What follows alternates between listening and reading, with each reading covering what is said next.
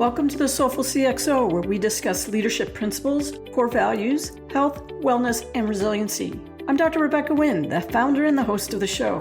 Do you have a topic or guest you would like to be featured on the show? Would you like to be a sponsor? Please reach out to me on LinkedIn or email me at rebecca@soulfulcxo.com. Please go to our partner, Cybersecurity Tribe, for weekly show recaps and other resources. Listen and subscribe on your favorite podcast app. Now sit back and enjoy the show.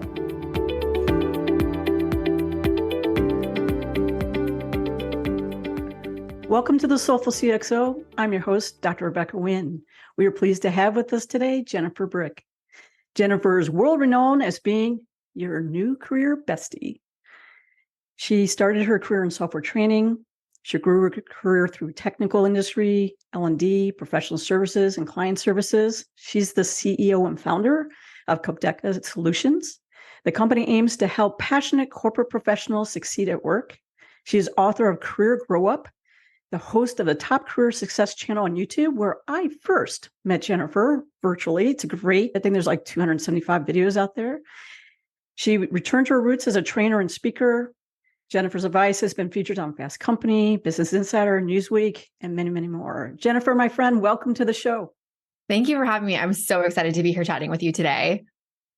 Jennifer, I usually ask people to go ahead and start out telling us about our journey and our walkabout, but you literally had a 3-year walkabout to try and find your authentic self and really what you want to do in your career and to move forward. Can you walk us through that?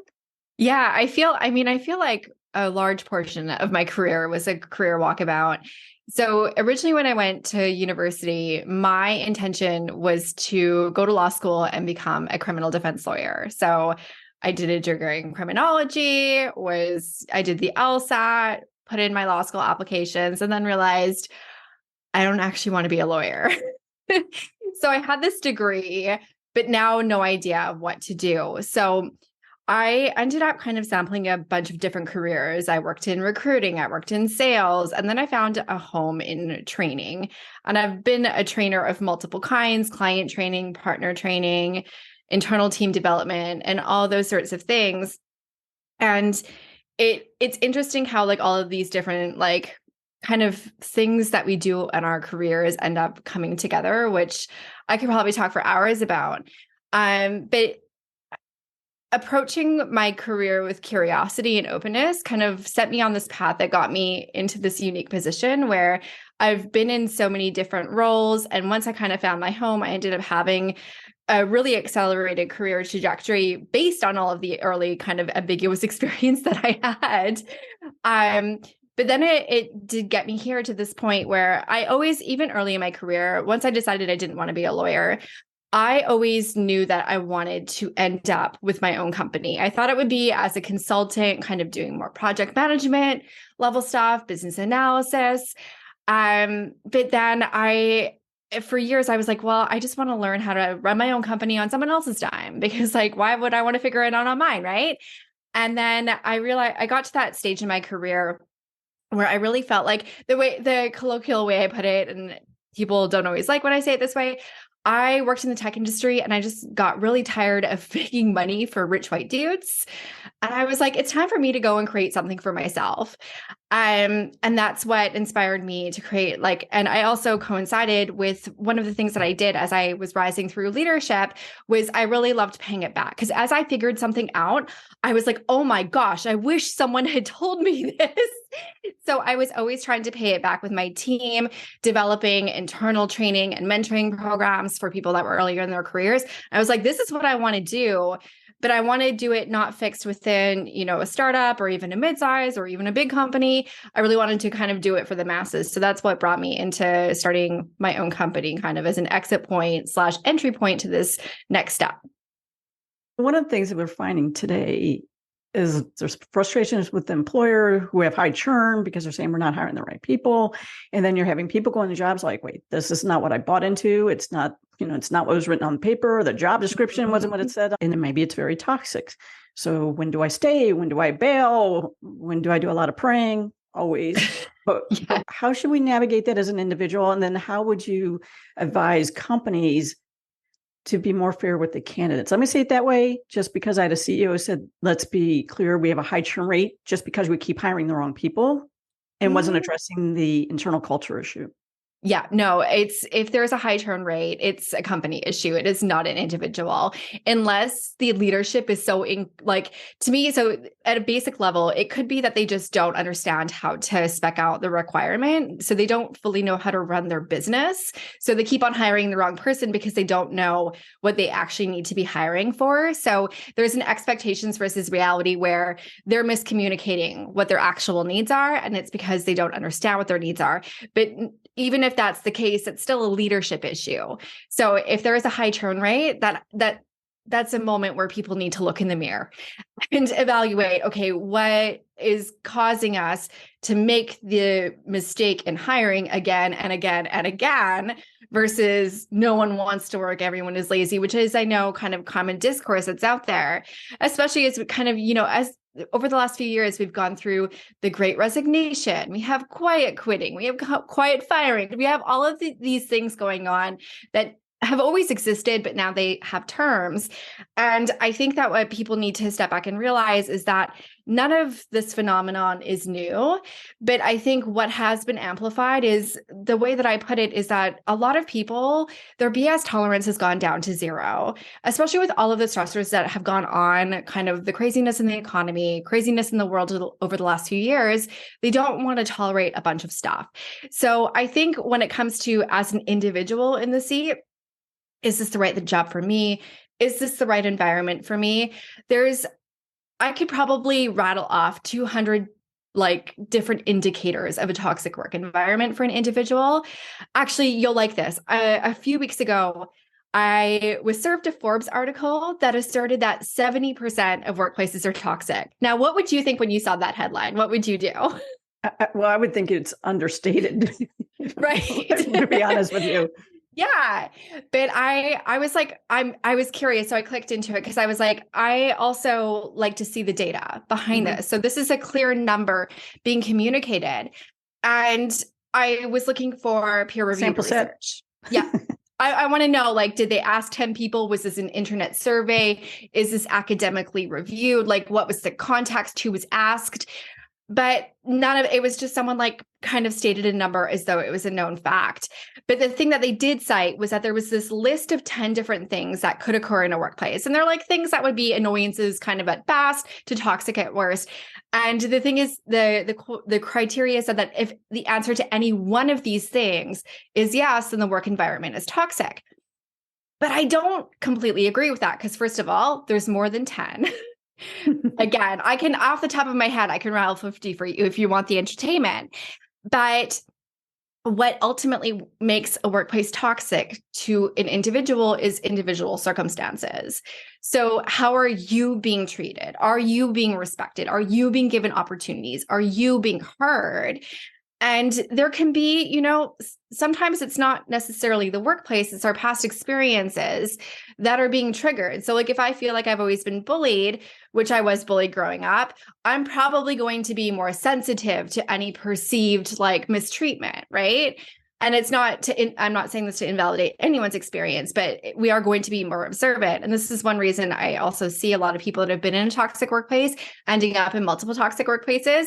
First, because they don't know how to break the pattern, but also just because your brain does change because of the circumstances. And it's now detecting danger everywhere, even where danger might not exist if you hadn't have had that past experience. So there could be a lot of things, but I think ultimately, a toxic workplace, the signals that it comes down to is, do you have autonomy? Do you have trust? And do you have respect? Those three things, without autonomy, a workplace is going to be toxic for most individuals. And autonomy means different things to different people. So there's no, if your boss says this, then this is that. No, again, we're individuals. So I don't want to put a blanket statement, but autonomy for all adults, really important thing. Trust, because if people don't trust you, you don't trust others, and you'll stop trusting yourself. And that's a very dangerous road to go down. And then respect, and just having, physical safety, psychological safety, emotional safety. and having some level of support to do the job that you do so well, and to know that your work is going to pay off, whether it's, some level of job stability, whether it's getting a promotion, whether it's having recognition, whatever it is that you're working towards. Those are the three things that I encourage people to really focus on to determine, am I in a good spot in my career, or do I need to start plotting my escape? Yeah, I totally agree with you on that, especially plotting your escape. I've had times where I've gone into jobs and jumped out very quickly, and my peers have too. And it's been like, you didn't even announce that I'm here for 6 weeks. I came and get with my boss. My boss says he doesn't have time, or she doesn't have time to read my emails or get with me to explain what's going on, because they're hiring ahead of the curve. I think that's very dangerous as well too. What do you see along those lines? I hear that a lot. Or they use job descriptions because they grabbed it from the internet and not saying specifically what you're going to be doing. Yeah. So I think in terms of like hiring ahead of the curve, that was the big issue in the tech industry over the last few years, because VC money was being given out like candy. So they had the ability. I saw someone made a remark about one of the big tech companies essentially like just collecting workers like dolls. And they're like, I was hired to serve no purpose other than they just wanted to hire me so no one else could. Which is such a weird phenomenon. And I don't think that's good from an employer's perspective, for an employee engagement, retention, employer branding, but also for an individual. Like, we have jobs to get paid. Let's not mince any words about that, even that if that's not a primary motivator, it is a motivator. Otherwise, you would be volunteering or watching Netflix on the couch, eating ice cream, which is what I would personally be doing if I didn't need to work to make money. So we need to, I think, right now, the economy is forcing that hand in change for a lot of VC dependent companies, as the markets do what they do. I think that in the near term, we're probably going to see less of this, but also in terms of hiring and speccing out, I think that there really needs to be, what does the business need right now? And what are they going to need 6 to 12 months from now? Because I think sometimes managers they spot that they have a need. And one thing I'm curious to hear from you if you've ever had this experience, is that there's a lot of budget hiring that can happen with companies of like, I need this person, I need this role, and I'm just going to find the least expensive person, which is going to be an inexperienced person who doesn't fully know how to do the job, but then they don't have any of the bandwidth or ability to actually train the person. So it goes back to that original issue of like, we keep on hiring the wrong person. It's like, yes, you hired the wrong person. You hired the person without the experience needed to do the job. So you got to pay more to get the person who can do the job, right? Like, is that something that you've ever experienced or witnessed? Yeah, I have. And I recently was helping a startup that had about 600 people. And then when I was looking at security, governance, compliance, and help desk, they had like, 32, 35 people. And I said, it is not a butts in the seat issue. It's a process and improvement issue, and that you're hiring people who are very inexperienced. If you pay more money and get people experienced, we know how to augment processes and procedure, things along those lines. It's not a button seats. But if you look at hypergrowth, we're growing this many people. And I think that's where you've seen the contraction.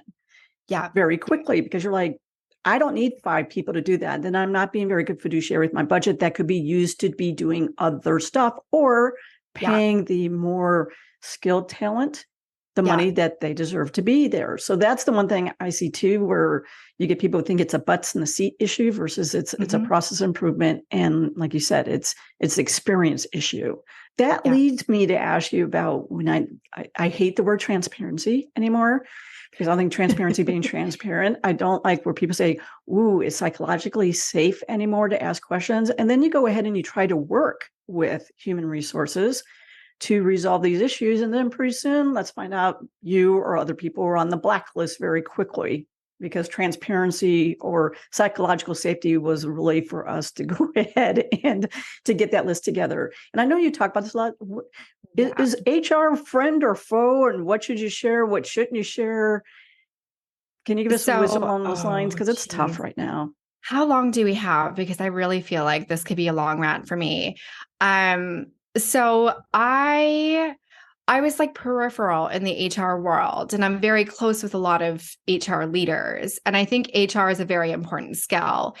But we do need to go back to the history of HR to understand its role in business and the context in which it serves. So HR first emerged as a business function, as a function to keep unions at bay. So this is what it is grounded in.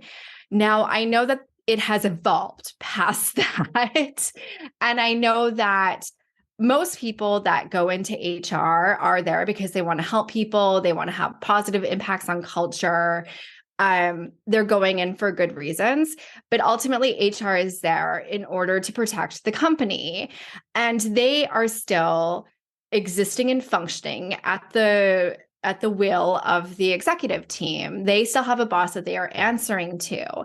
So really HR, I've seen so many times where they have the best intentions and they really want to be there and they really want to address issues and to create those safe spaces and to enable open discourse and all of those things. But it still matters what culture the leadership at the top is setting. Because if leadership doesn't truly want the level of transparency that the people on the lower rungs that are building the company want to have, that's going to create conflict and tension. I also think that this is where we can start to perceive a lot of lip service. Like I've worked with companies that say that they're all about transparency, but then every single person I speak to will say that it is the most secretive, siloed organization that they have ever existed in. So how can we reconcile those two things? And I think that's where we need to have specificity, because I can tell you what my values all day long until I'm blue in the face, but my values ultimately are what I live by. So as someone who is a leader, as someone who hires people, I want to make sure that I am providing my definition. It's not just a value on my website. What does this actually look like? How is it in practice? And even as a leader, one thing that I always did when I was interviewing candidates, I would encourage them to ask specific questions to people on the team. What's it like to work with me? How does this actually show up?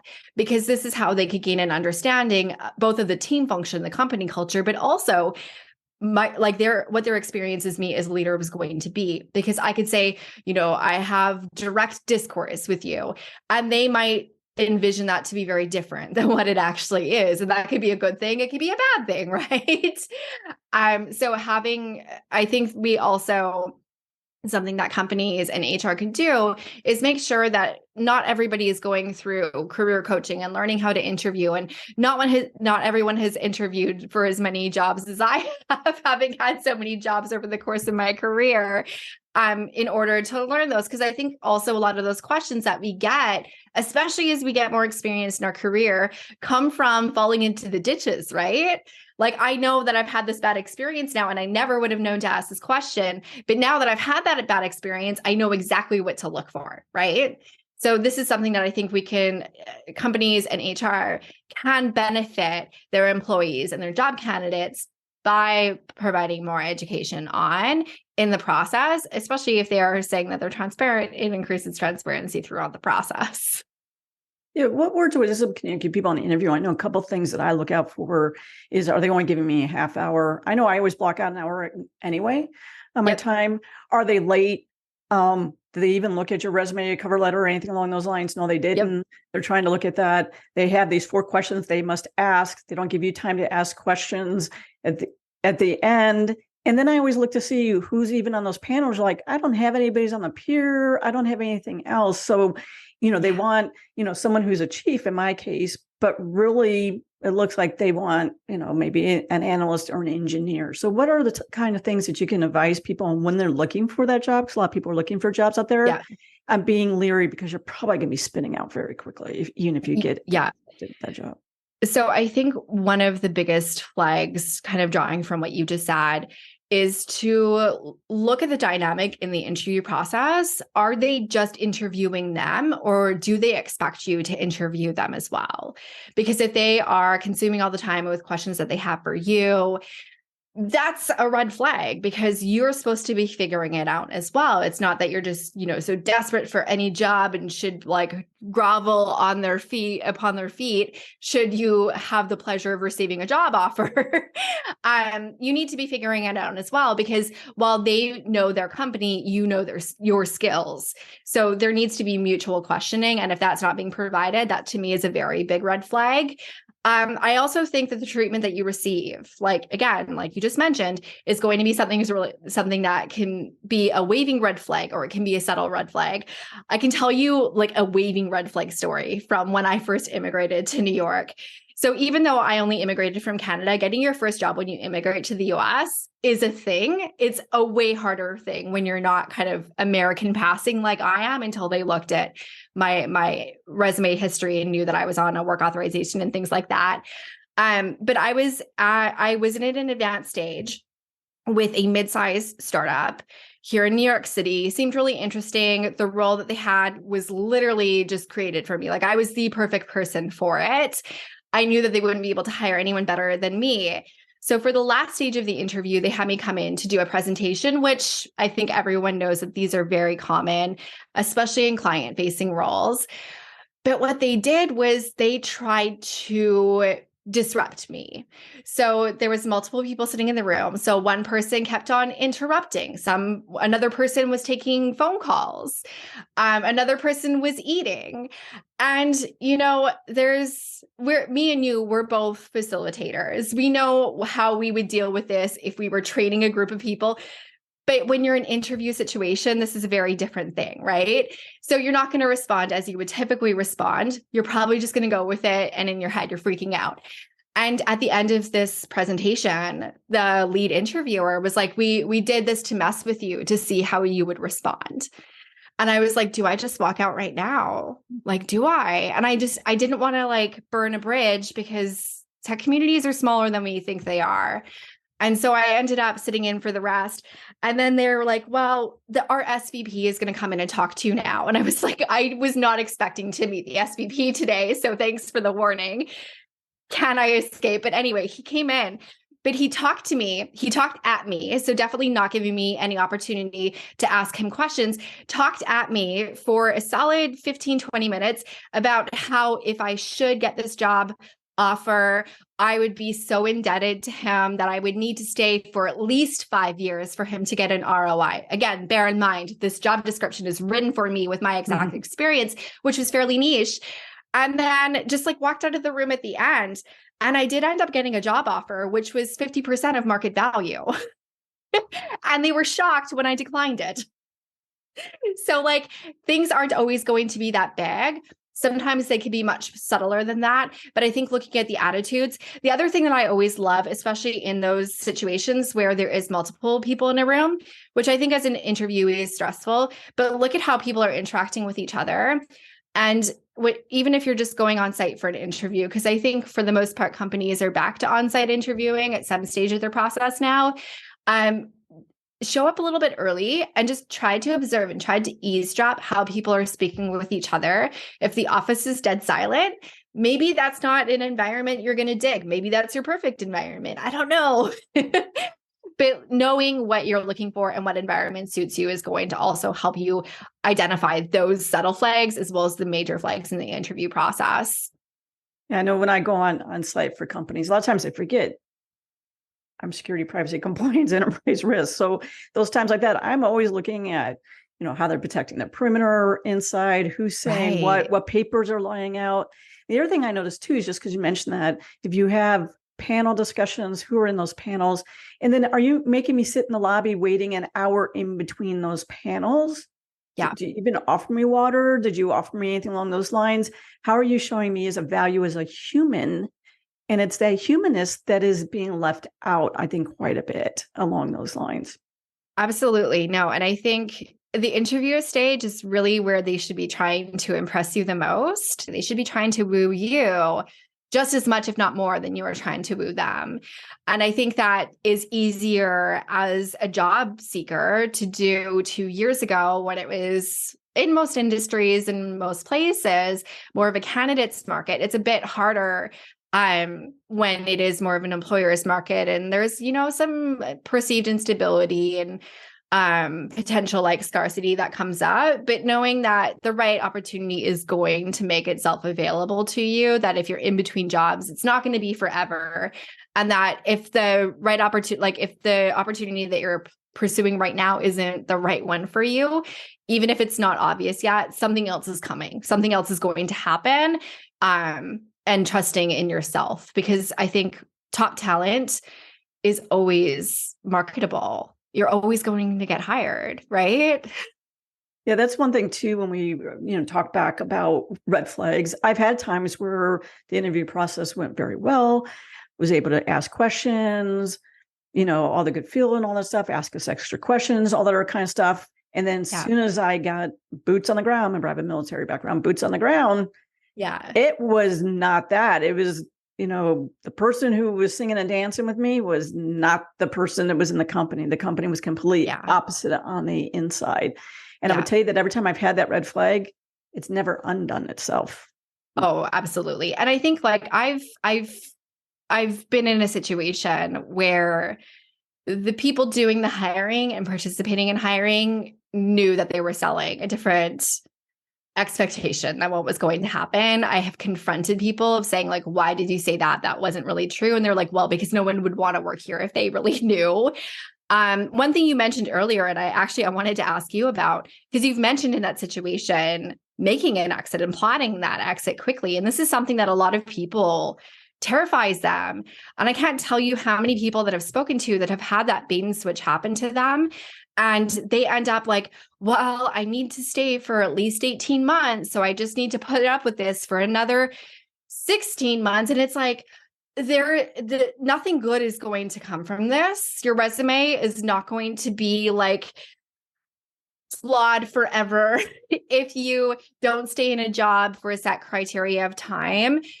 Will it bother some recruiters or companies? Potentially, sure, but those are not going to be your companies, because I think that good leaders and good companies know that when you're in the right spot and you have the ability to identify that and do something about that, that's a great skill to have, because that means that you're proactive, that you're not going to settle, and you're going to bring that same energy into that company. Not that you're going to jump ship quickly, but when you see a problem, when you see an issue, you're going to be a proactive problem solver. And I think that that's a huge asset as a candidate. I do. I think people have asked me that, and I mentor people, and they said, I only stayed there, 6 weeks or 2 months. It was getting progressively worse. Mm-hmm. Should you put that in resume? You don't have to put that on a resume.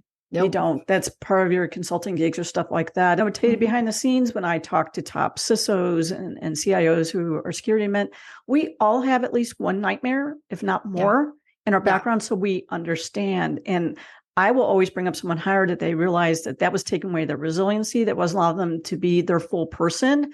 Yeah. And they took that lesson learned. I will always hire that person over someone who's like, I just gritted it out for 5 years. I don't want you to grit it out for 5 years. I don't want fear, uncertainty, and doubt on my team. I want you to feel comfortable, and I want to enable you to do the best work you possibly can. At times, you're always going to be uncomfortable with work because we all get stretched and grow.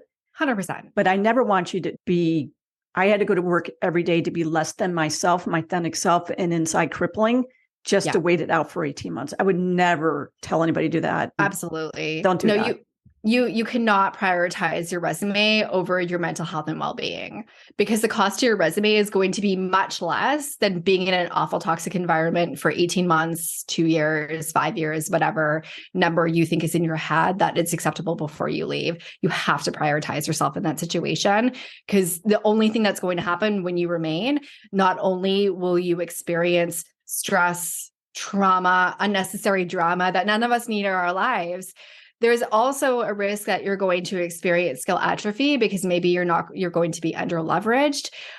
You might be so over leveraged that you end up completely burning out and then not having a chance but to take a career break, which is a situation that I have worked with many people that have ended up being forced into career breaks they didn't plan for because things got so bad. But also over the course of those 18 months or whatever number, again, I pick 18 months because it's what I hear most frequently. What opportunities are you missing in those 18 months? Opportunities to be in a great company, opportunities to have challenging work that is helping you progress in your career, opportunities to be recognized in your career, and to do really good work that is valued and appreciated, so that at the end of the day, most days, like, I don't think anyone likes their job every single day. I love my career. I don't wake up every single day like, yes, I'm so excited to work. Like, that's not sustainable. That's not an ideal that we can actually experience in real life, in my opinion.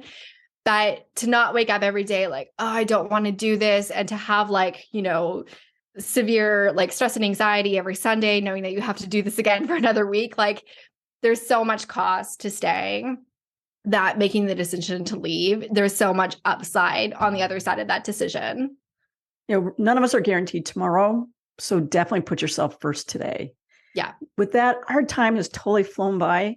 So Jennifer, how can people reach out to you for speaking engagements, coaching, professional services along those lines? What's the best way to get a hold of you for those type of things? Yeah, absolutely. So I think the best hub where you can find links to everything. So if you're interested in attending a training or hiring me to speak, or just getting links to all my socials, they're all on my website, which is capdecasolutions.com. Or if you just want to hear more of my rantings, go to YouTube, search Jennifer Brick, and I'm going to pop right up. Great. With Jennifer, thank you so much for being on the show today. You are a Soulful CXO. Thank you for having me.